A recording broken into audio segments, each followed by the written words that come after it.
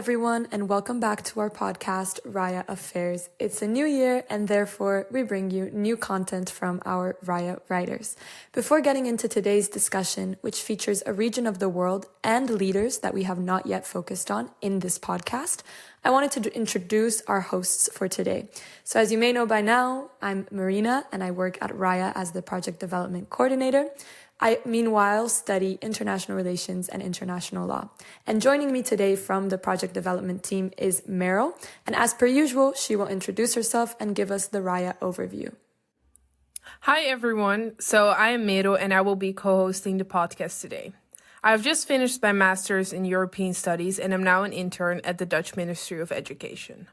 RAIA is an international think tank led by young professionals that translate the abstract world of international affairs by simplifying rather than generalizing. RAIA is where you come to learn about the stories and the worries of political leaders, the behind the scenes of decision makers, and how politics impacts and changes your life. This is RAIA Affairs, filling you in wherever you are. As our disclaimer, we would like to make it clear that expressed opinions in this episode are welcome, even though they are not a direct reflection of RAIA, as the methodology of our organization is based on unbiased writing and analysis. All right, thank you, Meryl. So just to give all of you a quick overview of our latest episode in case you haven't had a chance to listen to it yet or you need a fresh reminder, last week we published an episode which I recorded with RAIA senior editor and writer Francia Morales in December while the COP27 was underway. And at the same time, we were discussing the Hydrogen Alliance signed by German leader Scholz and Canadian leader Trudeau. A few key insights from this episode. Well, first of all, this bilateral alliance further aligns with the EU long-term goals to diversify energy supply.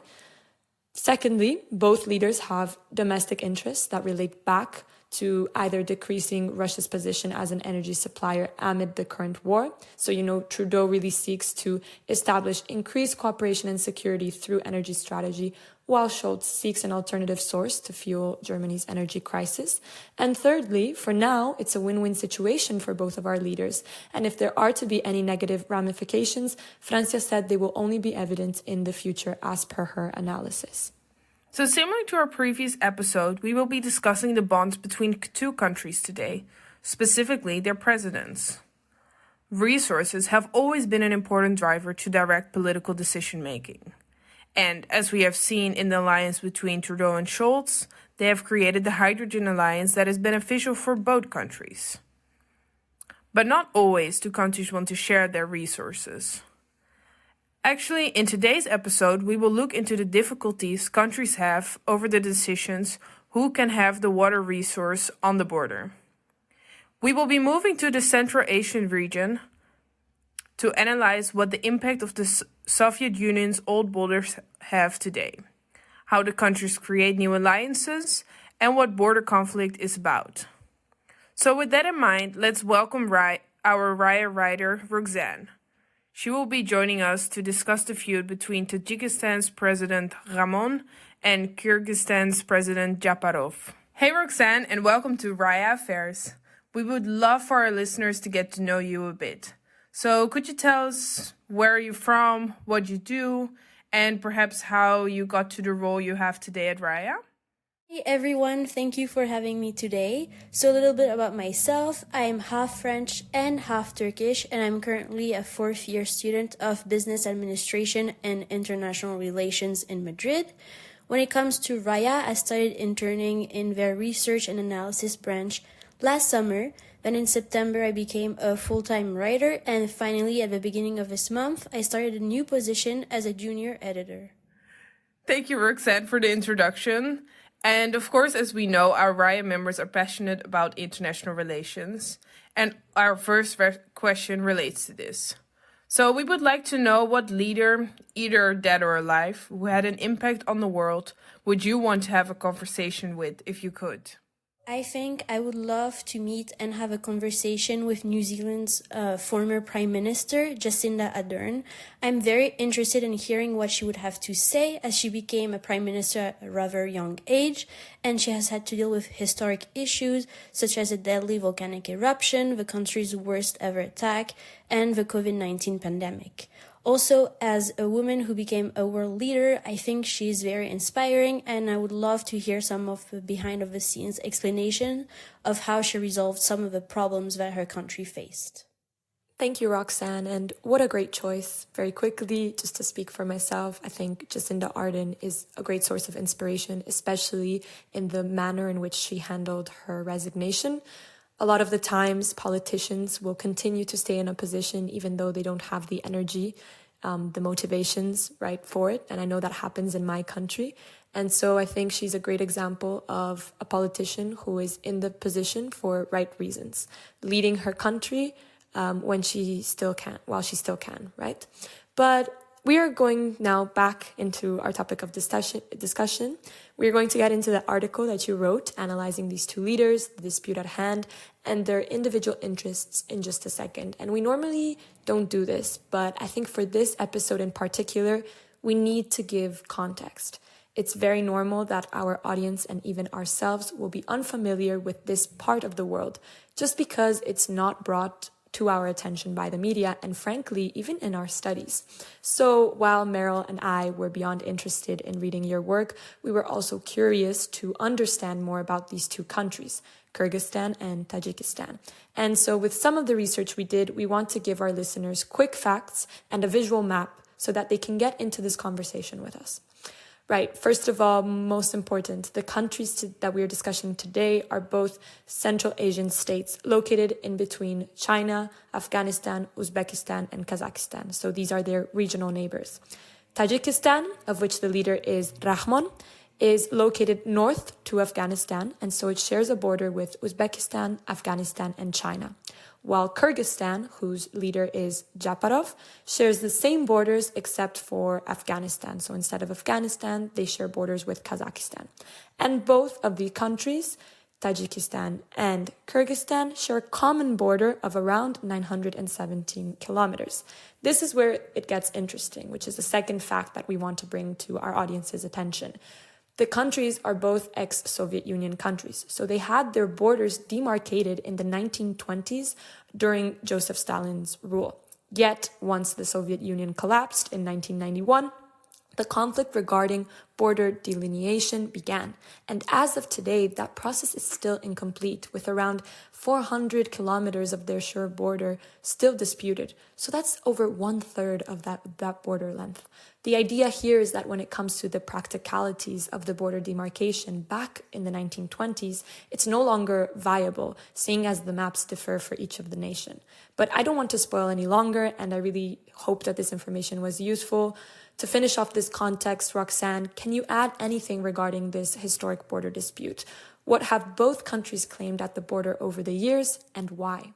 So, first of all, I think it's important to note that during centuries, there were no borders drawn between the countries in Central Asia, and this was because the citizens were nomads, so they traveled between seasonal pastures at different altitudes for grazing at different times of the year. But as you mentioned, with the formation of the Soviet Union, the Soviet regime forced the sedentarization of rural Kyrgyz and Tajik population. And Moscow established administrative borders in Central Asia in the mid-20s, and these didn't follow neither natural geographic boundaries nor strict ethnic rules. And to complicate things further, the borders were redrawn on several occasions. And as you just mentioned, when the nations in Central Asia became independent in 1991, there were some tensions. Indeed, if you look at the case of Uzbekistan, Tajikistan, and Kyrgyzstan, they all have historical claims to each other's territory and economic interest in the transport routes, rivers, reservoirs, and industries. These historical ties have caused a lot of tensions, especially when it comes to who has control over water bodies in the disputed regions. Consequently, there has been several resource access and use clashes between the Kyrgyz and Tajik border communities. In fact, in the last 10 years, there have been approximately 150 incidents recorded. Thank you, Roxane, for giving us this overview. I think we now all know the history and that we can move on to our questions. So, when focusing on the particular dispute of your article, could you tell us what happened between Kyrgyzstan and Tajikistan in September of 2022? Course, as I just mentioned, there is this historical tension between the two countries. However, on the 14th of September 2022, there was an exchange of fire between the Kyrgyz and Tajik border guards. Both President Rahmon and President Japarov accused the other of being the first one to open fire. The Tajik government reported that 2 border guards had been killed in the incident and 11 people, including 5 civilians, were injured. On the other hand, Kyrgyzstan said that at least 2 of its servicemen and 2 civilians were wounded. However, this conflict was not the first one that happened in 2022. Indeed, there had been several flares-up that year, including in January, March, and June. And this despite the ceasefire agreement signed by both countries on the 27th of January 2022. And as a follow-up, Roxane, would it be possible to give us a brief timeline of the agreements that have been signed between Kyrgyzstan and Tajikistan regarding the demilitarization of the border? Because as you just mentioned, there was a ceasefire agreement, and maybe you could tell us a little bit more about this. So yes, as I just mentioned, despite the ceasefire agreement, there were some flare-ups at the borders, and one of the most important took place on the 14th of September. However, on the 16th of September 2022, both Rahmon and Japarov had agreed to a second ceasefire during the Shanghai Cooperation Organization meeting, and after what seemed to be a de-escalation, the hostilities continued a day later on the 17th of September. However, on the 25th of September, both governments came to a demilitarization agreement of the borderland. However, despite the ceasefire, relations between both Rahmon and Japarov have continued to heat up after Rahmon's security forces released a statement which accused Kyrgyzstan of violating Tajik airspace with drones. Thank you for giving us this overview, Roxane. I think now our listeners will totally be up to date. So let's get into the individual decision makers of today. As we know, the current president of Kyrgyzstan is Sadir Japarov, and the president of Tajikistan is Emomali Rahmon. In your article, you have analyzed the current tensions between these presidents and how they are trying to achieve their domestic interests. Specifically, for President Rahmon, there are 2 political incentives for him to win this border dispute. What are they, and what role do they play in Rahmon's political goals? So that's exact. The first reason is that President Rahmon wants to expand his territory, and this desire stems from current international political circumstances. So he has been mentoring his son, Ruslan Emomali, to take his place when he's ready to step down from the presidency. He wants this transition of power to be as smooth as possible, and to do that, he needs to demonstrate both power and stability. By winning this war, he would achieve that. A second reason is that Rahmon is looking to distract the attention of the Tajik away from the protests in the eastern Tajik region of Gorno-Badashkent Autonomous Oblast. Right, and as a follow-up, could you go into detail about these domestic protests in the Gorno Autonomous Region? So this second reason for Rahmon.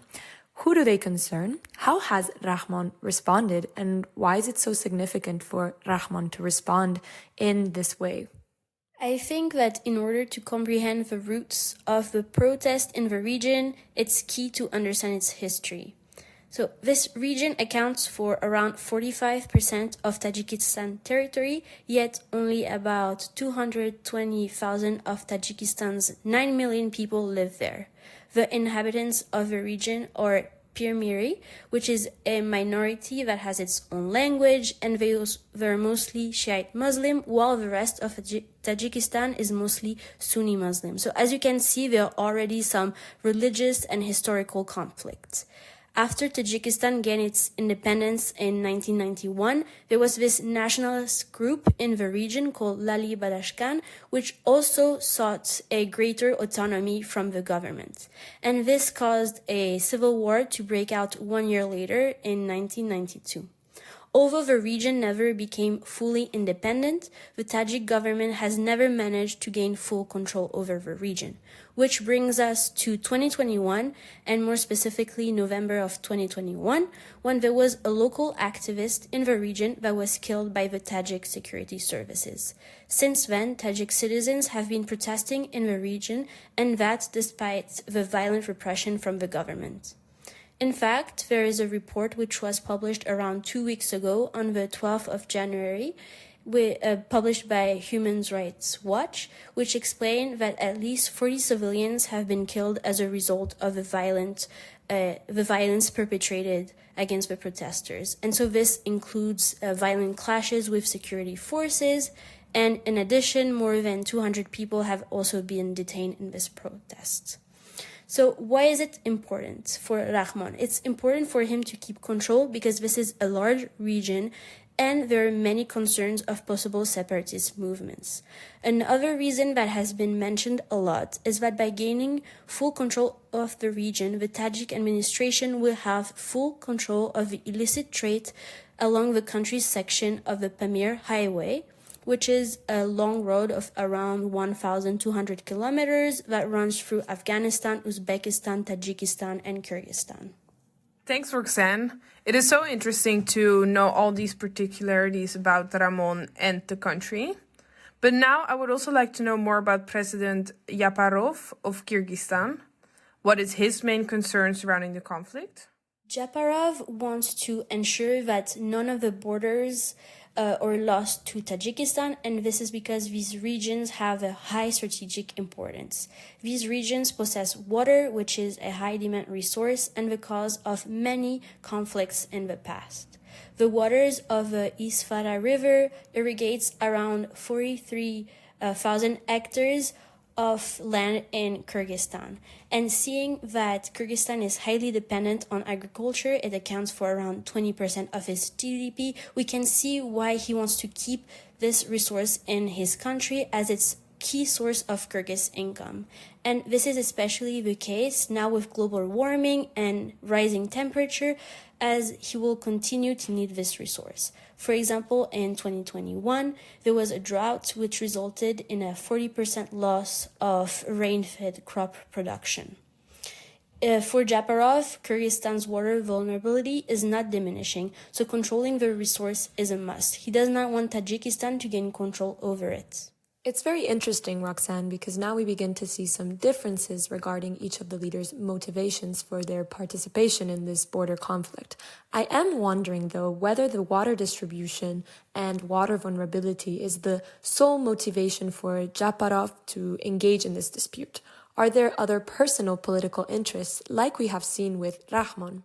Of course, water is a huge factor why he wants to keep these regions, but you're right, there is also a certain political interest for Japarov.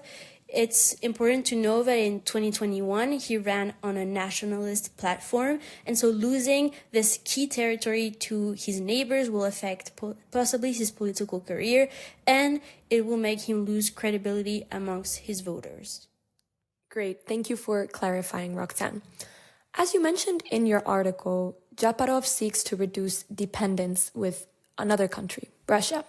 Could you go into what reducing Russian dependence and instead seeking out other allies such as China means in the context of regional politics?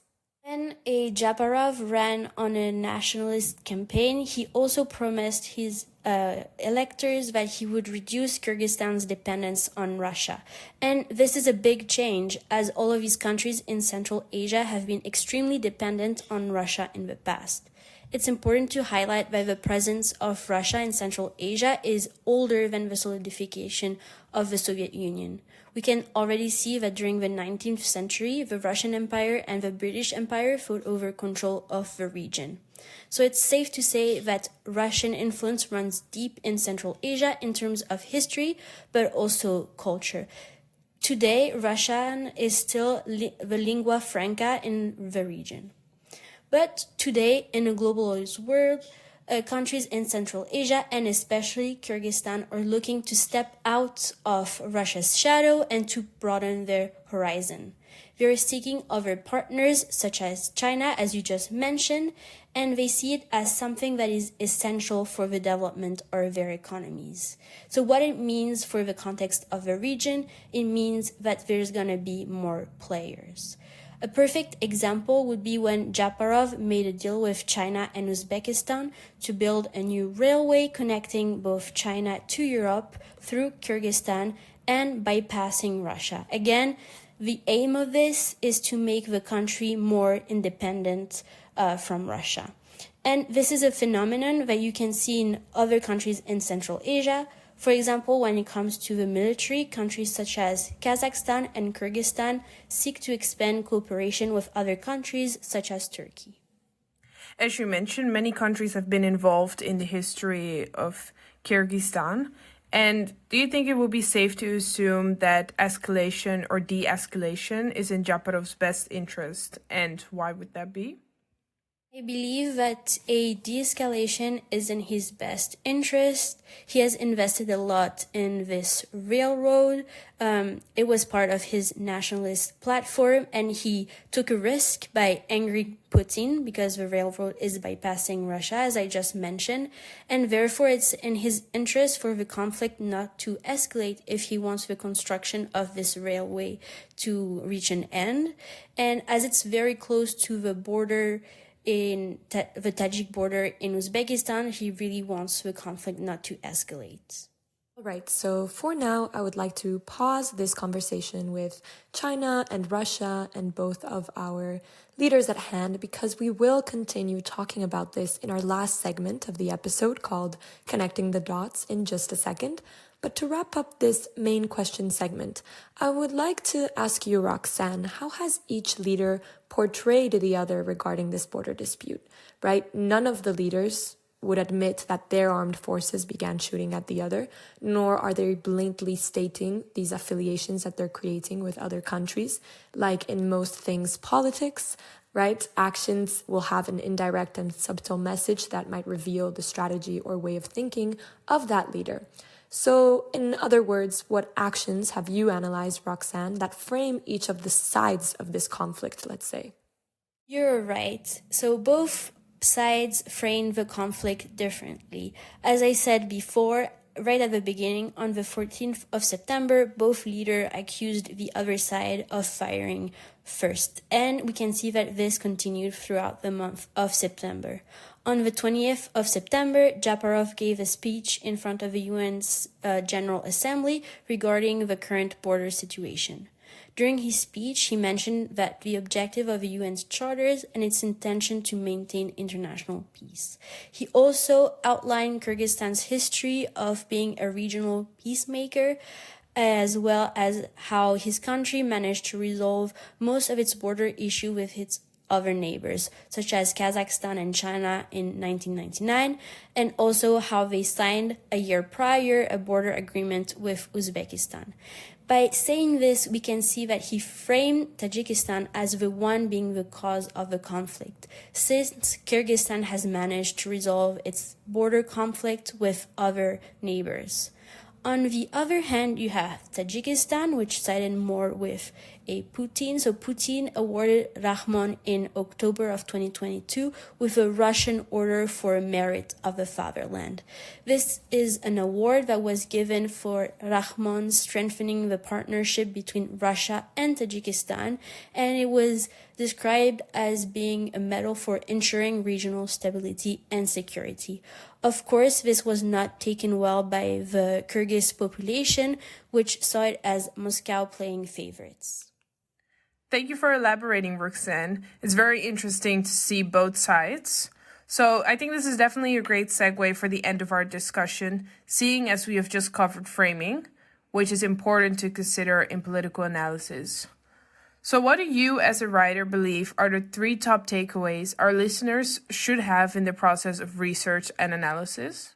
So first of all, as we've mentioned many times, there was a huge problem regarding the water bodies in the disputed regions. So what I did during the research analysis process is that I looked at scientific reports analyzing the importance of the bodies of water for both of the countries and for its agricultural sectors.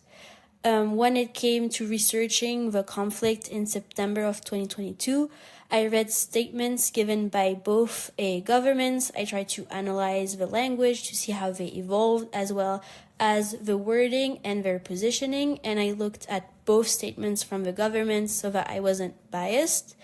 And lastly, I looked at what happened in both countries internally as well as externally in the past few years and what motivated them. So, for example, Rahmon and the protests in the region and why it was so important for him to have a stable country, because of course if there are some protests in the country, it's not the best time for his son to take a position of power. And also last semester, I had a course on Central Asia and its politics, and that helped me a lot. So, for example, in that course, we talked about how Tajikistan was the country that felt that it lost the most when the Soviet Union drew the borders. So that can explain why they're more aggressive and why they want to regain territory that they feel has been taken away from them.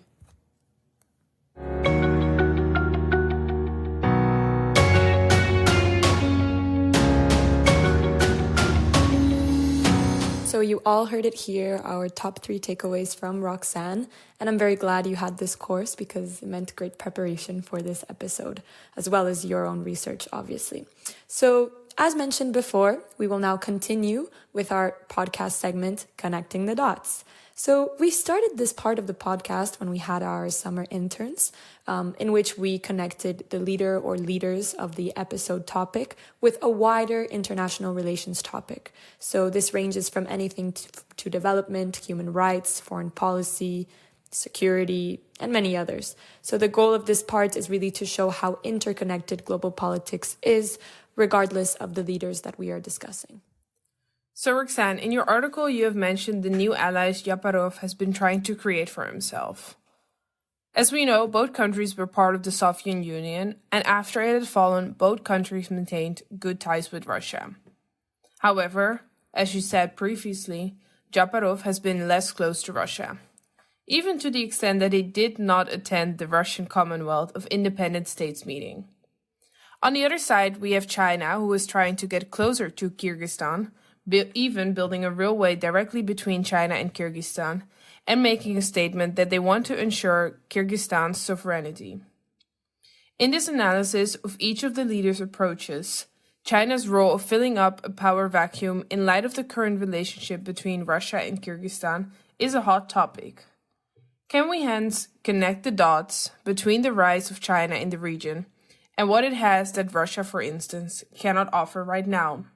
And based on this, do you have any insights on how Russia should tread in its dispute?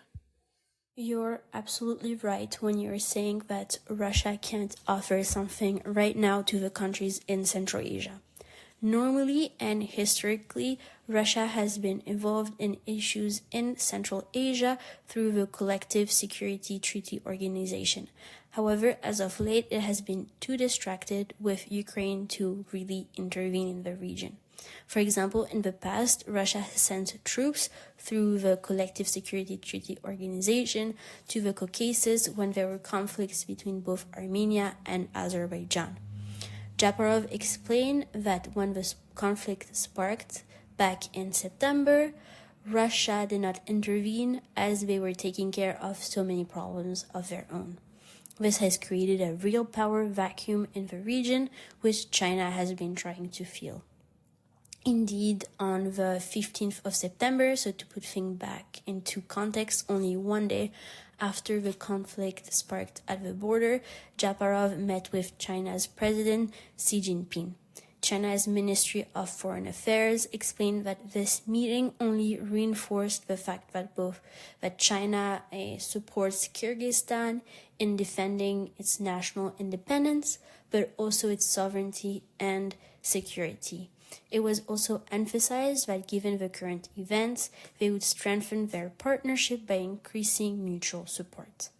As we can see here, Russia can't really intervene, so China is making a move. I've talked a lot about what has happened in September and the different actors such as China and Russia, but now I want to talk more about what is the situation like today. On the 14th of January, both President Rahmon and Japarov congratulated each other on the occasion of the 30th anniversary of the establishment of diplomatic relations between both of their countries. During this conversation, they talked and discussed about their prospects and their cooperation between both countries. And while this is very hopeful, there are still some tensions remaining between both countries. Indeed, merely days after this conversation, Kyrgyzstan has bought a fresh batch of Turkish-made military drones. And the press secretary of Kyrgyzstan wrote a Facebook post on January 17th explaining that this acquisition of drones was directly linked to the recent history of border conflicts with Tajikistan. So as we can see, even today, even if there is no real conflict, we can see that there are still tensions remaining between both countries. And I also wanted to highlight that there hasn't been a real winner on either side yet. If I may add then to conclude, Roxane, both countries today seem to be at a stalemate. There's no clear winner. Today we began this conversation with Roxane on RAIA Affairs to discuss the historic border clashes between Tajikistan and Kyrgyzstan and the motivations of their respective leaders, Rahmon and Japarov, depending on their personal political aspirations and their country's resource needs. I would like to highlight some key summarizing points. First of all, both Rahmon and Japarov want to gain control over the regions at the disputed border due to their strategic importance, with access to water as key, especially with the threat of global warming. Rahmon, on one hand, wants to take attention away from the protests in the autonomous region and have a win before handing power to his son. There are also political stakes, on the other hand, for Japarov, as a loss and territory would affect his credibility among his voters and electoral support after running on a nationalist platform. When looking beyond the two countries and towards regional and international alliances, Kyrgyzstan wants to gain more independence from Moscow and is looking for other allies such as China through the railway project that we mentioned and other cooperation strategies that can bring economic development. Tajikistan, meanwhile, has been Russia's favorite in a way after Rahmon was awarded a Merit to the Fatherland award by Putin. Once again, we have seen with Roxane the impact and importance of natural resource on politics, territory and principles of sovereignty on politics. But it's our job now to keep an eye out for developments and see what's in store for these leaders. What will they do next? Would it be possible to respect the ceasefire agreements and conclude border negotiations? I guess that's food for thought. So thank you, Roxane, for joining us today and for providing us with much needed analysis into this topic. It has been a very insightful episode that has taught us all about the conflict between Rahmon and Japarov in a region of the world that we had not yet discussed on our episodes. Having Roxane on RAIA Affairs has been a pleasure, and we hope to have her back soon. So, thanks Roxane for joining us today. Thank you for having me and for listening to me. So, for those of you who have enjoyed our discussion and you want to read Roxane's article for yourself, click on the link in the episode description or find her research on raiagroup.org. Also, make sure to follow us on Instagram, raia.now. It has been a pleasure hosting this discussion today together with Marina. So goodbye to everyone and thank you for tuning in. Have a great day in your sphere of influence.